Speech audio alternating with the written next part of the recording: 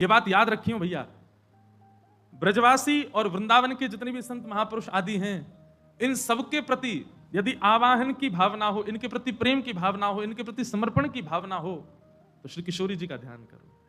किशोरी जी की कृपा से ही ब्रजवासी प्रिय लग सकते हैं, किशोरी जी की कृपा से ही ब्रजवासी आपको प्रिय लग सकते हैं, ब्रजवासियों को आप प्रिय लग सकते हैं।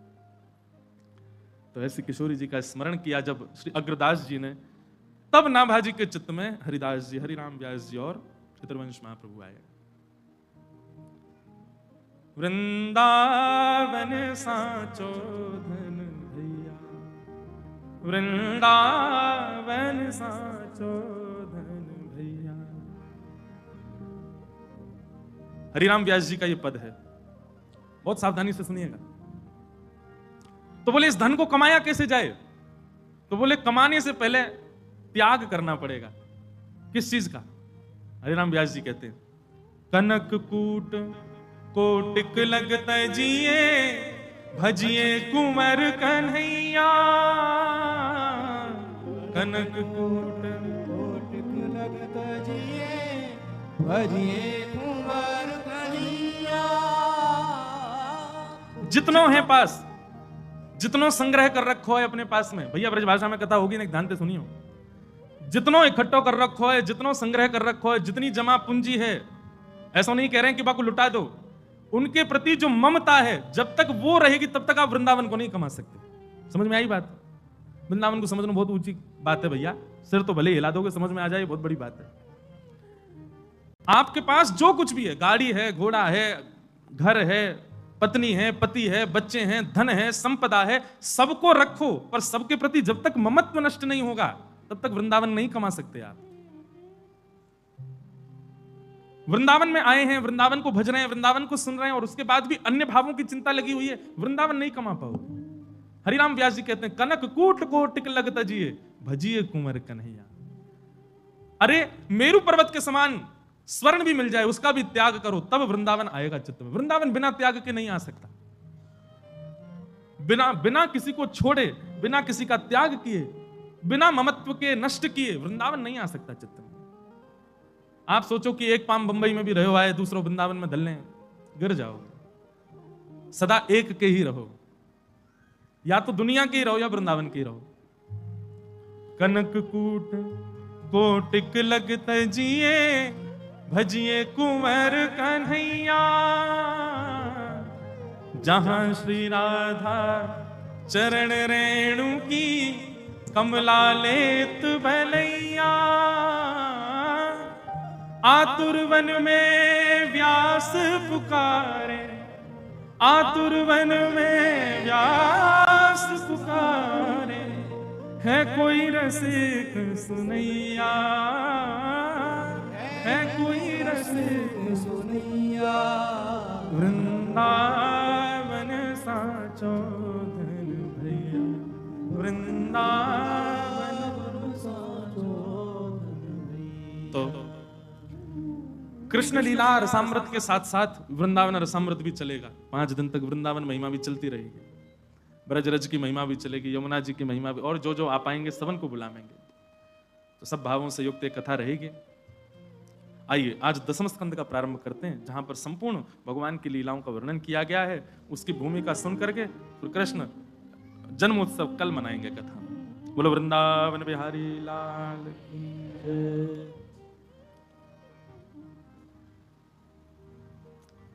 परीक्षित जी महाराज 4 दिन से बैठ करके कथा सुन रहे हैं, और श्री सुखदेव जी उनको कथा सुना रहे हैं। एक आसन पर बैठ करके बिना कुछ खाए पिए सोए, बस निरंतर 4 दिनों से अनवरत श्रीमद् भागवत की कथा चल रही है। अब ये बात सब आपको पता ही है कि परीक्षित जो थे उनको 7 दिन में मरने का श्राप है। उन्होंने सुखदेव जी को पहले ही कह दिया था कि मुझे मुक्ति चाहिए, पर सुखदेव जी ने कहा मुक्ति नहीं, भक्ति मांगो। तो सुखदेव जी के कहने पर उन्होंने मुक्ति छोड़ भक्ति मांगी, भक्ति की याचना की, और अब वो भक्ति की याचना से भागवत की कथा सुन रहे हैं।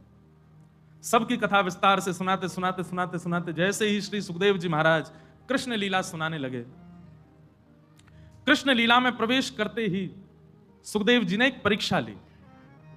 बहुत ध्यान से सुनिएगा। वो गुरु ही नहीं जो परीक्षा ना लेता हो। गुरु कौन? जो परीक्षा लेता हो। समय समय पर आपके भावों को देखता रहता हो वो गुरु। हमसे कई लोग पीछे पड़े हैं, हमको गुरु दीक्षा दे दो महाराज जी, गुरु दीक्षा आप कब देना शुरू करोगे, कब प्रारंभ होगा, कब। हम इसलिए दीक्षा नहीं दे रहे, 2-3 कारण हैं। पहली तो अंदर से भाव ही नहीं आ रहा अभी तो कि हम दीक्षा दें।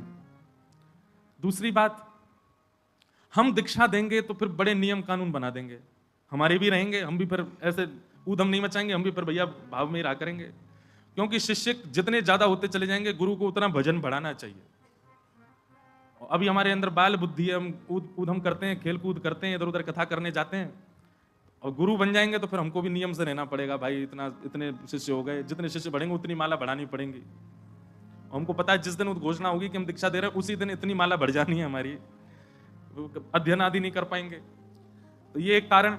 दूसरी बात, तीसरी बात, हम गुरु बनेंगे तो फिर भैया स्ट्रिक्ट वाले बनेंगे।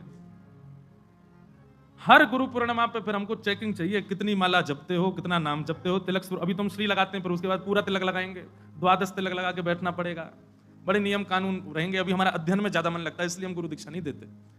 और फिर शिष्य भी जो आएंगे, सबकी लाइन लगा कॉपी दिखाओ, कितना होमवर्क किया साल भर में, कितना नाम जप रोज करते हो, कितनी गुरुमाला रोज करते हो, नियम का पालन करते हो कि नहीं करते हो। सौगंध दे दे करके दीक्षा देंगे, आधे ने तो आज ही गुरु बदल दिए होंगे, इनसे नहीं लेनी है। सौगंध दे दे करके दीक्षा देंगे, सौगंध है तुमको, पत्नी को पति की दे देंगे, पति को पत्नी की दे देंगे। अगर तुमने ये काम किया तो सौगंध है एक दूसरे की, ये करनी ही नहीं है। अब इतनी कमर कस के बैठे हो तो आना, फिर देंगे दीक्षा। तो पूरा नियम कानून रहेगा। लाल जी से आज्ञा लेनी थी, जन्माष्टमी में पर्ची डालनी थी, पर भूल ही गए, इतने थक गए कि 3 जगह तो जन्माष्टमी करे आए तो पर्ची नहीं डाल पाए। लेकिन करेंगे जल्दी, जब भी होगा तो फिर 3 दिन का एक सत्र होगा, ऐसा मन में भाव है। 3 दिन का यहीं पर एक सत्र होगा, उस सत्र में पूरी रामानुज गुरु परंपरा बताई जाएगी। पहले परंपरा क्या है, तिलक क्या है, नाम क्या है, नाम की विधि क्या है, सब समझाने के बाद चौथे दिन फिर गुरु दीक्षा का कार्यक्रम होगा, कभी होगा तो गुरु कौन? जो परीक्षा लेता हो। सुखदेव जी ने परीक्षा ली, और कैसी परीक्षा ली? परीक्षित 4 दिन से निष्ठावंत होकर के कथा सुन रहे हैं, और श्री सुखदेव जी महाराज ने 4 दिन के पश्चात जैसे ही कृष्ण लीला प्रारंभ की, परीक्षित अत्यंत प्रसन्न मुद्रा में, और महाराज उत्साहित हो गए कि बस अब मेरे पूर्वजों के रक्षक श्री कृष्ण की कथा सुनाई जाएगी। जैसे ही कृष्ण लीला प्रारंभ की, 2 श्लोकों में संपूर्ण कृष्ण कथा सुना दी। संपूर्ण कृष्ण कथा 2 श्लोकों में सुना दी। बोले भैया, भगवान श्री कृष्ण का मथुरा में जन्म हुआ, देवकी और वसुदेव के यहां ठाकुर जी लाला बनकर के आए। जन्म लेते ही भगवान गोकुल चले गए, गोकुल जाकर के ब्रजवासियों को और ब्रज गोपिकाओं को सुख प्रदान किया। ब्रज में लीला करके भगवान फिर वृंदावन गए, वृंदावन में रास विहार किया। रास विहार के उपरांत ठाकुर जी वृंदावन छोड़ के मथुरा आ गए, मथुरा के कंसवध किया। कंसवध के बाद भगवान गुरुकुल पढ़ने गए, गुरुकुल से वापस आकर के भगवान रण छोड़ करके द्वारिका चले गए। 16,108 ब्याह हुए, महाभारत का युद्ध हुआ, गीता का ज्ञान उपदेश किया। लौट करके भगवान द्वारिका में कुछ लीला किए, लीला करके भगवान ने संपूर्ण यदुवंशियों को श्राप युक्त करवा करके अपनी लीला को विश्राम कर दिया। अब ये संपूर्ण कथा सुन करके परीक्षित अभी बैठे हैं, और श्री सुखदेव जी ने 2 श्लोकों में संपूर्ण कथा सुना करके अपनी वाणी को विराम दे दिया। सुखदेव जी महाराज चरणों में प्रणाम करते, परीक्षित जी महाराज चरणों में प्रणाम करके कहते हैं, भगवान आप मौन क्यों हो गए?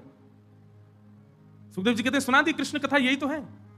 मथुरा में जन्म हुआ, गोकुल में ये किया, आदि आदि ये सारी लीलाएं बता करके बस यही है कृष्ण कथा। और यहां से अब 10वां स्कंद प्रारंभ होता है। जिस कृष्ण लीला को सुनने के लिए आप सब बैठे हो, उससे पूर्व श्रोता की स्थिति कैसी होनी चाहिए, वो ध्यानपूर्वक सुनिएगा। कथितो वंश विस्तारो भवता सोम सूर्ययो राज्ञां चो भयवंश्यानां चरितम परमाद्भुतम। बहुत ध्यानपूर्वक सुनना।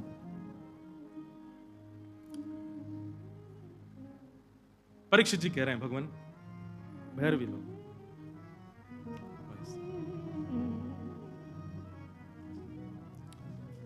विस्तार से सुनाओ। आपने इतने राजाओं की कथा मुझे विस्तार से सुनाई, इतने सारे प्रसंग मुझे विस्तार से सुनाए, मैं सबको धैर्यपूर्वक सुनता रहा। परंतु जिनकी कथा सुनने के लिए मैं पिछले 4 दिन से बैठा हूं, मैंने आसन भी नहीं बदला, मैं सोया भी नहीं, मैंने जलपान भी नहीं किया, मैंने भोजन भी नहीं किया, जिनकी कथा सुनने के लिए मैं बैठा हूं, आप उन्हीं की कथा मुझे इतने इतने इतने सूक्ष्म में क्यों सुना रहे हैं? सदैव याद रखना, ठाकुर जी आपके जप की संख्या से प्राप्त नहीं होते, आपके यज्ञ की संख्या से प्राप्त नहीं होते, आपकी आहुतियों की संख्या से प्राप्त नहीं होते। एक बात निश्चित मान लीजिएगा, संख्या अधिक होना भगवत प्राप्ति में आवश्यक नहीं है। संख्या भले ही एक हो पर परिपूर्ण हो।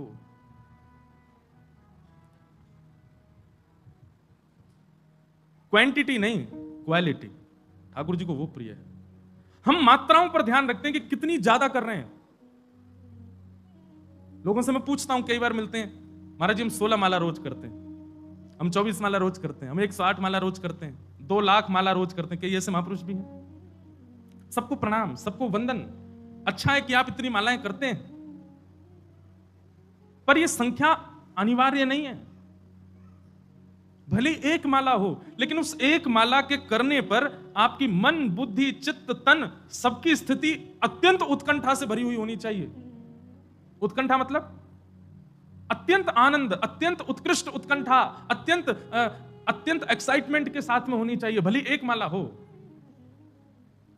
महीना में इतने सारे सोमवार, बृहस्पतिवार आदि आदि के व्रत नहीं, केवल एकादशी का करो, पर वो व्रत भी खूब उत्कंठा। देखो कुछ बातें सुनिएगा।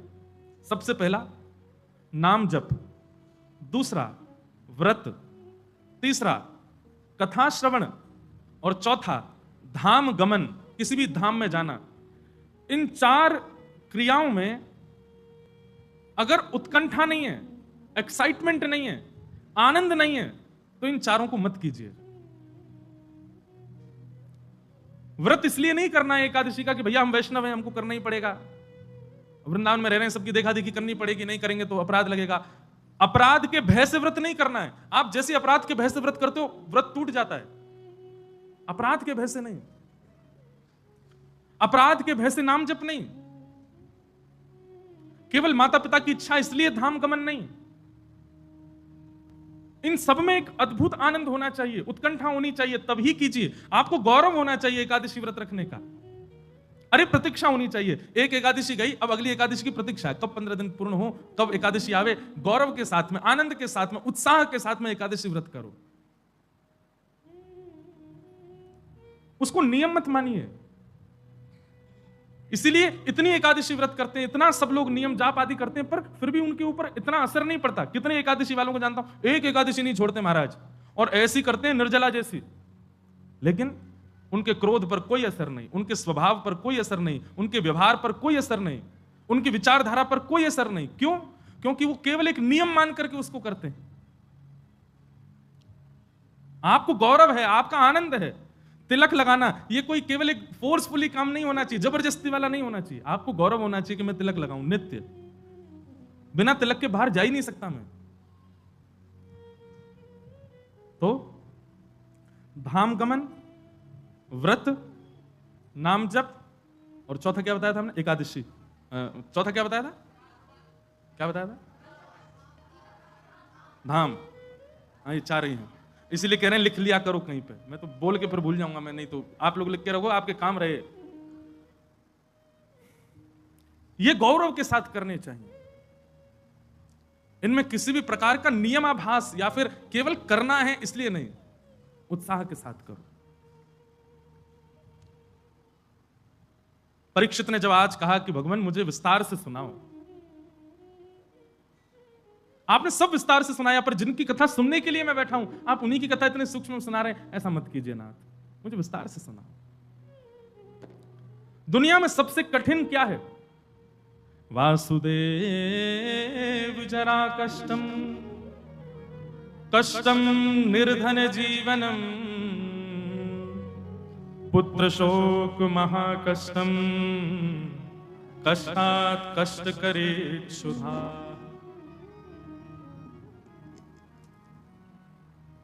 सबसे बड़ा कष्ट क्या है संसार का? बुढ़ापा। वृद्धावस्था सबसे बड़ा कष्ट है, पर वृद्धावस्था से भी बड़ा कष्ट क्या है? निर्धन जीवनम। एक तो वृद्धावस्था, और वृद्धावस्था में भी निर्धन हो जाना, धन का समीप ना होना। वृद्धावस्था सबसे बड़ा कष्ट है, उससे भी बड़ा कष्ट वृद्धावस्था में निर्धन हो जाना, और उससे भी बड़ा कष्ट क्या है? पुत्र शोक महाकष्टम। एक तो वृद्धावस्था, ऊपर से निर्धनता, और तीसरा युवा पुत्र का नेत्रों के समीप, नेत्रों के सामने मृत्यु हो जाना, सबसे बड़ा कष्ट है। इसको महाकष्ट बताया गया। माता पिता बैठे हैं और माता पिता, वृद्ध माता पिता के सामने युवा बालक चला जाए, इससे बड़ा कष्ट नहीं है संसार में। लेकिन पुत्र शोक महाकष्टम कष्टात कष्ट करित क्षुधा। दुनिया में सबसे बड़ा कष्ट, पुत्र शोक से भी बड़ा कष्ट यदि कुछ है तो वो क्या है? भूख लगना और भोजन का ना मिलना, सबसे बड़ा कष्ट है। भोजन का ना मिलना, भूखा रहना, अति व्याकुल होकर के अन्न की उपासना करना, फिर भी अन्न ना मिले, सबसे बड़ा कष्ट है।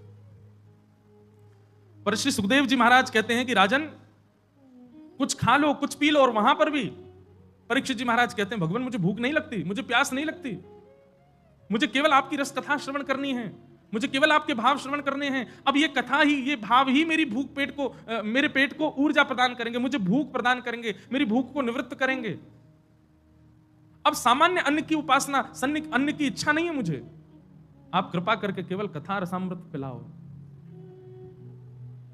ऐसी स्थिति जब हो जाए तब कृष्ण कथा प्रारंभ होती है श्रीमद् भागवत में। हमारी स्थिति नहीं है ऐसी। हमें तो क्षणिक भाव भी, संसार का कोई भी क्षणिक भाव भी आकर्षित कर लेता। एक इंपॉर्टेंट कॉल आ जाए, वैसे तो आएगा नहीं, हॉल में यहां नेटवर्क ही नहीं आते किसी के। एक क्षणिक फोन आ जाए कि भाई ये काम है जरूरी, आप तुरंत जाओगे। कथा त्याग करने में, भगवत लीला श्रवण करने के त्याग में किंचित भी भाव नहीं रखेंगे, हम तुरंत चले जाएंगे। पर परीक्षित जी की स्थिति ऐसी नहीं है। परीक्षित जी तो कह रहे हैं, कथितो वंश विस्तारो भवता सोम सूर्ययो राज्ञाम चो भयवंश्याना चरितम परमाद्भुतम। आप कृपा करके मुझे विस्तार से सुनाओ। मुझे नहीं लगती भूख, मुझे नहीं लगती प्यास। केवल भूख प्यास से अभिप्राय नहीं, संसार की हर वो वस्तु जिसके प्रति आप कथा भी छोड़ सकते हो आकृष्ट होकर के, वह भी सामने आ जाए तो उसका भी त्याग कर दिया जाए कथा के लिए, तब कृष्ण लीला में प्रवेश होता है। एक प्रकार से कहते हैं तो जब तक गोपी भाव चित्त में नहीं आवे तब तक कृष्ण लीला में प्रवेश नहीं मिलेगा। गोपियां कैसी हैं? यादोहने बहनने मथनोपलेप प्रेंखनार भरुदितो क्षण मार्जनादौ। एक बहुत अच्छा पद है, इसी पद को केंद्र में लेकर के 4 दिन की कथा है अक्टूबर में गिरिराज जी में। पद का नाम है गोपी प्रेम की ध्वजा। रास पंचाध्यायी पर कथा है गोवर्धन में, 14, 15, 16, 17 अक्टूबर। उसमें केवल रास की चर्चा है, और उस रास चर्चा में उसका नाम ही कथा का गोपी प्रेम की ध्वजा। वहां गोपियों के प्रेम की चर्चा होगी बस। और अंतिम दिन की जो कथा, मतलब 17 तारीख की, उस कथा का समय है रात्रि 11 बजे से, पूर्णिमा के चंद्रमा के नीचे बैठ करके। जयति तेधिकम जन्मना ब्रज श्रयत इंदिरा सस्वदत्र। भैया एक बात बिल्कुल स्पष्ट सुन लो, ये कोई केवल कहने वाली बात नहीं है, केवल प्रचलित बात नहीं है, आपको आकर्षित करने वाली बात नहीं है। वृंदावन रस लीला में प्रवेश तब तक नहीं मिलेगा जब तक गोपी भाव चित्त में ना हो। भोजन का त्याग कर देना, जल का त्याग कर देना, ये परीक्षित को एक प्रकार से गोपी भाव में उन्मुक्त कर रहा। परीक्षित कह रहे हैं मुझे भूख नहीं लगती, कथा ही मेरा भोजन है। मुझे प्यास नहीं लगती, कथा सुनकर के मेरी प्यास पूरी हो रही है। सुखदेव जी, परीक्षित तो ये तक कहते थे मुझे निद्रा भी नहीं है। आप जब कथा सुनाते हैं तो मुझे ऐसा लगता है कि इससे बड़ा विश्राम मेरे लिए कोई नहीं है। क्षमा करना, कथा सुनकर के थकान लगती हो, कथा सुनकर के भूख लग जाती हो, और सबसे बड़ी बात कथा में नींद आ जाती हो, तो समझ जाओ भी गोपी भाव चित्त में ही नहीं। दूर रहो, कृष्ण लीला से तो बहुत ही दूर रहो। श्री हमारे अष्ट सखाओं में कवि परमानंद दास जी का पद है, बहुत सुंदर भाव है। गोपी प्रेम की भजा, गोपी प्रेम की भजा, गोपी प्रेम की भजा, गोपी प्रेम की। सब लोग गाओ। गोपी प्रेम की भजा, गोपी प्रेम की भजा। अभिप्राय क्या है?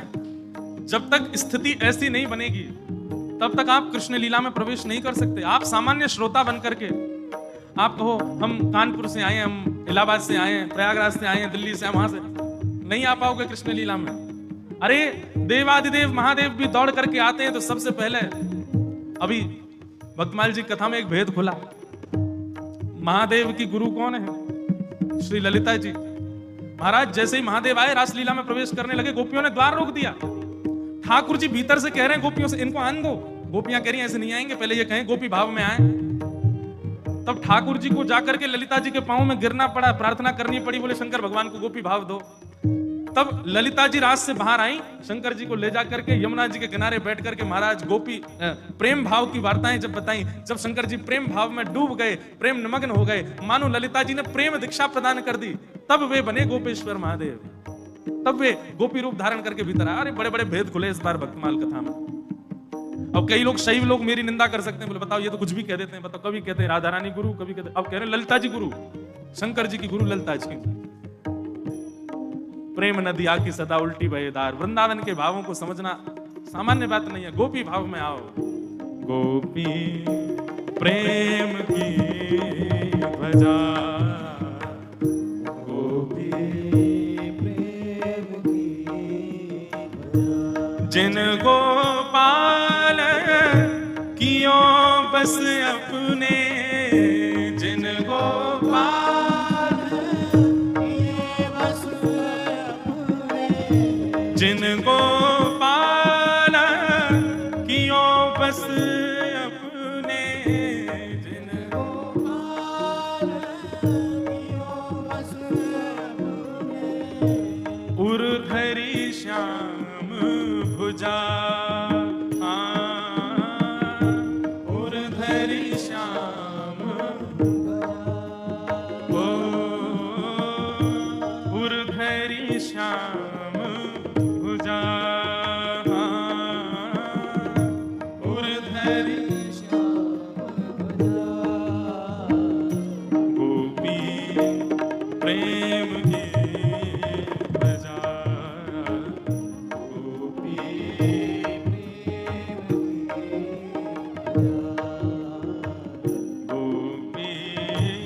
प्रेम की ध्वजा, गोपी प्रेम। कैसी हैं गोपियां? सुक मुनि व्यास प्रशंसा कीनी, सुक मुनि व्यास प्रशंसा कीनी, सुक मुनि व्यास प्रशंसा कीनी, सुक मुनि व्यास प्रशंसा कीनी।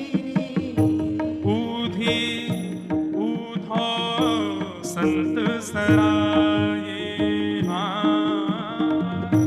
ऊधो संत सराये, ऊधो संत सराये।